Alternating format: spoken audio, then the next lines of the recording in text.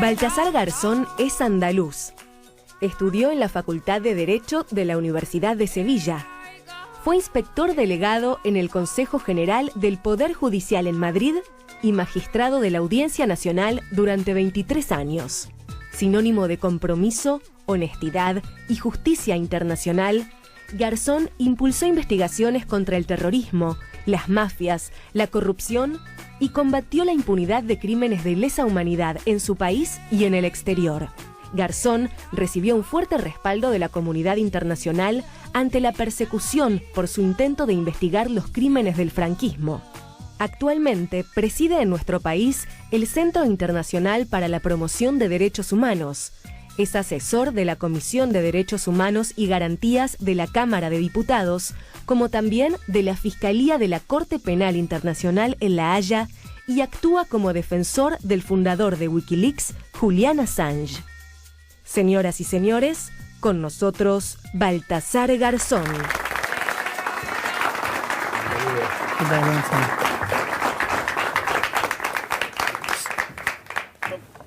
Bueno, muchas gracias por acompañarnos esta noche. Estaba mirando recién esta premisa tan optimista de tu libro Cuento de Navidad, que ya el Cuento de Navidad es necesariamente optimista. Sí. Y la afirmación de que es posible un mundo diferente. Sí, ese fue el... Bueno, buenas noches en primer lugar y muchas gracias por permitirme estar esta noche acá. Ese fue mi segundo libro y fue escrito en un momento muy particular. Fue después de las investigaciones relacionadas con genocidio, terrorismo de Estado, torturas que acontecieron en Argentina, en Chile, y habida cuenta que yo estaba investigando en esos momentos esos hechos en España, y de ahí surgió la idea de hacer este libro que comienza con un cuento de Navidad. Es un cuento, digamos, no demasiado feliz, ¿no? Pero es un cuento de Navidad y el antetítulo es posible un mundo diferente. Era un poco partiendo del análisis de casos y de las situaciones y de la impunidad, precisamente desde el derecho y con la fuerza del derecho las cosas se pueden cambiar. De hecho, así ha ocurrido muchas veces, aunque también es verdad que otras veces hemos fracasado, ¿no? Pero es como una idea de esperanza, de lucha permanente. En el libro hay una recorrida por distintos males, distintas violaciones de los derechos humanos, la tortura, el terrorismo de Estado, pero también lo que hay es una profundización sobre algunos de los factores determinantes de esas violencias, por ejemplo, los fundamentalismos religiosos, ¿no? Sí. Sin ahondar en ello, porque no sé si nos alcanzaría el programa, hay como una diferencia en el concepto de Hannah Arendt que plantea el mal como una banalidad. Acá pareciera haber como una idea distinta en torno al mal. Bueno, pero tiene cierta relación, ¿no? La Hannah Arendt, cuando presencia el proceso de Eichmann en Israel y va recogiendo todo lo que acontece, el planteamiento es que muchas veces la condición humana, el factor humano, se minimiza el mal cuando realmente se está profundizando en la propia maldad del ser humano, que llega a hacer normal o casi habitual lo que es algo extraordinario, ¿no? Es como la burocratización de la tortura, por ejemplo. El militar o el funcionario de una dictadura que tortura es como ese funcionario de prisiones de Kafka, ¿no? Sí, claro. Que necesita generación de víctimas para seguir matando, para seguir torturando, y llega un momento en que es normal, por la mañana saluda a su esposa o cuando se marcha y lleva a los hijos al colegio, de 9 a 1 de la tarde tortura, por la tarde almuerza y se vuelve a su casa y vuelve al día siguiente, ¿no? Eso es la maldad. Entonces yo quise establecer ese paralelismo, ¿no? Pero que a veces no es paralelismo, sino que se juntan en la condición humana. Esos empleados públicos del mal, o sea, esos administradores de la muerte, de la tortura, de la muerte, sin embargo responden a raíces más profundas, a concepciones que muchas veces están ligadas, en el caso de la religión, a la idea también de un mundo diferente y mejor. Y sin embargo ha ocurrido todo lo contrario. Sí, al fin y al cabo el ser humano es capaz de lo mejor y de lo peor.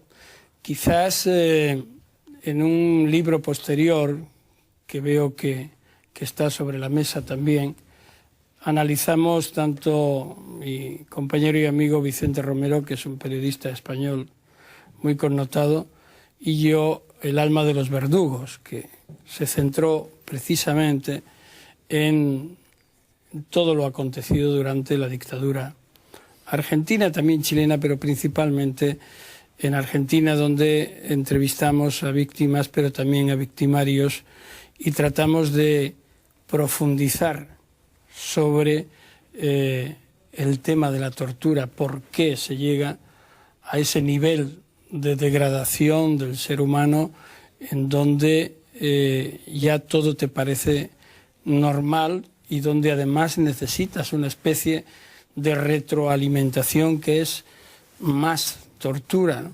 Yo recuerdo cuando tomaba declaración a uno de los victimarios, Adolfo Stilingo, en España, que cuando le preguntaba qué era lo que les motivaba, qué era lo que les impulsaba a participar en hechos de ese tipo, o en vuelos de la muerte, o cualesquiera de las barbaridades cometidas durante la dictadura, decía, bueno, nos ordenaban esto, cumplíamos órdenes y no nos planteábamos que aquello estaba mal.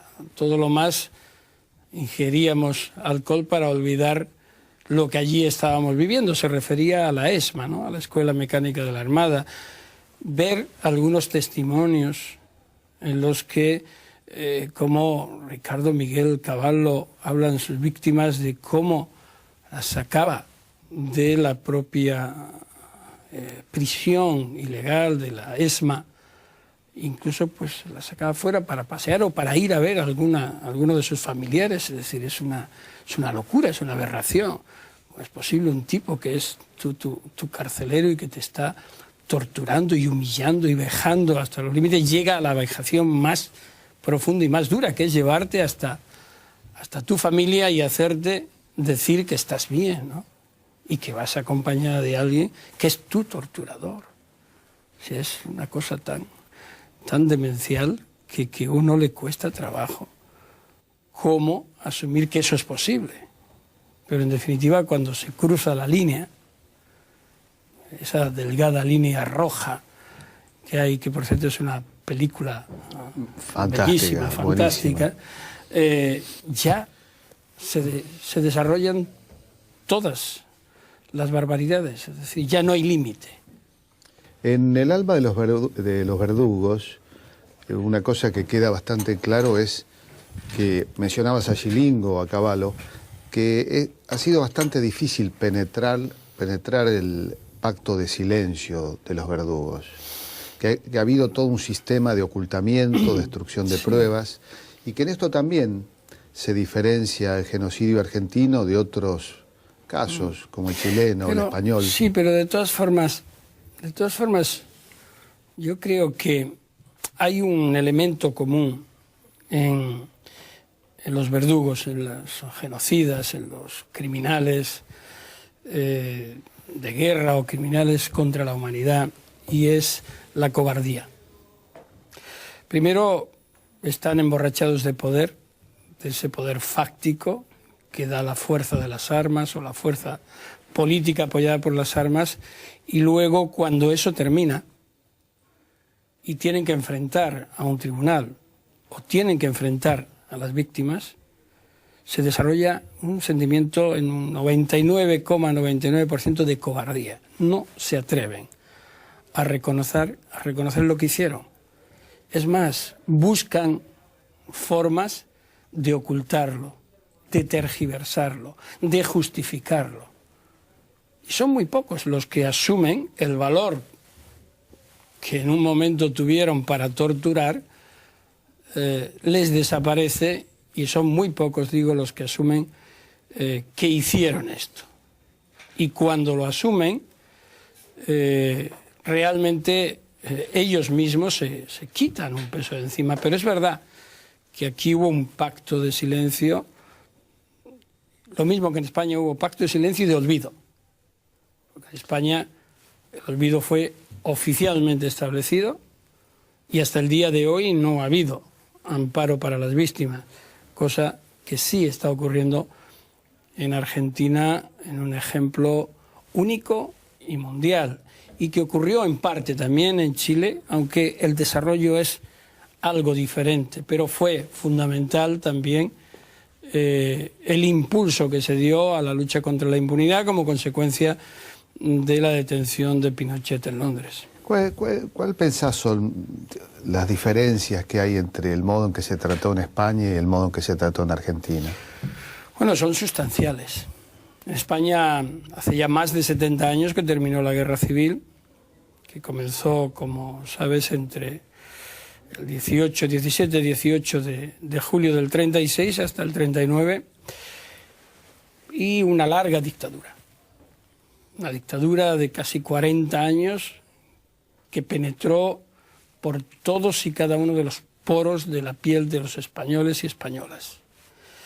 Es mentira aquel que afirme que no fue tocado, aunque resistiera en algún momento.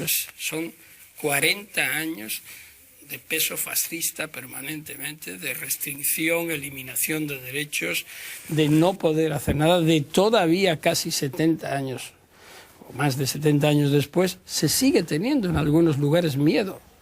Yo recuerdo siempre una anécdota que hace unos años todavía, cuando en casa comenzábamos a discutir los temas de la dictadura, los temas de los crímenes franquistas, en algún momento mi madre se levantaba y cerraba las ventanas.